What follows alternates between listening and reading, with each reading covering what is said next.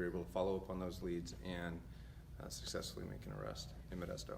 Family members of the suspect or the victim? Of the suspects. Okay.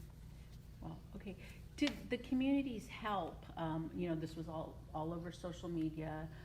We even saw some pictures of what we thought was a suspect. Did the communities help make this arrest? The community did help. Our investigative team said this is probably the most involved that any crime we've had that the community has been involved. And it's not just the Sikh community, it was the entire community that came together to help successfully conclude this case with a quick arrest. And why is that? Do you think people were angered when they saw this attack on video? I'm sure they were angered. Attacking a 71-year-old is akin to attacking a 6-year-old. And so anytime the elderly or the young, we seem to get more of the community involved. This was outlandish and uncalled for, and it really brought together the community. So who were arrested? There was a juvenile who was arrested, who was 16, and then Tyrone McAllister, who was 18. Is he the son of a police chief in a different city? He is, and he is the son of a police chief, and the relationship there has nothing to do with this case. The family is devastated by the actions of their estranged son, who they haven't seen in several months. And I can say that the family has been in constant contact with our investigators and assisted greatly with this investigation. And from what we understand, this took place Monday near Greystone Park, or around Greystone Park, right? And it's being, the charges they're facing, I know some community members think it's a hate crime. Why is it not being labeled as that? The hate crime portion is still being investigated, and to see if there are charges that can be brought forward. Right now, we're going off of what we know and the facts that we can prove. We know that we can prove certain. They're being charged with attempted armed robbery. They're being charged with felony elder abuse with great bodily injury, and they're being charged with assault with a deadly weapon. And those are the 3 charges right now, and the other portions of the hate crimes are still being actively investigated. Were both armed? Armed, meaning because they kicked him with their feet when he's on the ground. Okay, was there a gun used? There was not a gun used, but there was possibly a gun seen as they were leaving the area. They waved it in the air. Okay. Can you go ahead and repeat the charges? Okay. The charges were attempted armed robbery, elder abuse creating or likely to create great bodily injury, and assault with a deadly weapon. And then there could be additional charges of hate And there crime. could be additional charges, and those are still being investigated and looked into. How did the surveillance video play in, leading to this arrest? Without the surveillance video, I don't believe there would be an arrest. The surveillance video was key. It not only showed the crime, we were able to post that, and then we were able to get the community involvement more so, because when you watch that video, it enrages you. It's not an easy video to watch, and it makes you mad. And so mad people get together and solve crime. Are both suspects from the Manteca area, or were they from somewhere else and they just happened to be there? One is a juvenile, and McAllister is from Manteca. Why were the arrests made in Modesto? That's where they were located Okay. together. We saw posts on Instagram and social media saying, hey, this is one of the guys. People were sharing it. They put even the suspect's address. Was it the same suspect? That is Tyrone McAllister. However, community involvement is good, and however, they labeled an address where he hasn't lived in a long time, which isn't fair to the people who live there.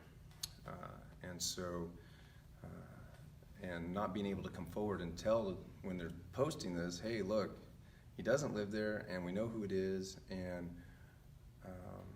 they're actually assisting us. You can't come out and say that because it interferes with the investigation. Right. And so some of those we try to reach out to some of the community leaders within their community to try to see if we can get some of them taken down and express to them that this isn't helping our investigation. And it was pretty successful. A majority of them were taken down. Okay. Going forward, kind of in a situation that goes like this, hot on social media, what do you recommend people do instead of posting addresses, things like that? What would be a good recommendation for What I would recommend is forward those leads directly to the police department, and don't forward those leads directly to the public, because it's going to enrage the public, and you don't know how enraged certain members of the public are and to what extremes they will go if that's found out, which could be very, very violent. I mean, I understand the attack was very violent. However, two wrongs don't make a right. Sergeant, what about the community meeting last night where they addressed what happened and talked about steps to kind of help make the area more safe? Will there be like extra patrol, or should neighbors be worried moving forward? From what I know right now, this was an isolated incident, crime of opportunity. I wouldn't think that neighborhood would be a targeted neighborhood. It's a safe neighborhood to speak of. As in for extra patrols, we did step up patrols in that area, just knowing that just the mere presence of the police will make people feel safer.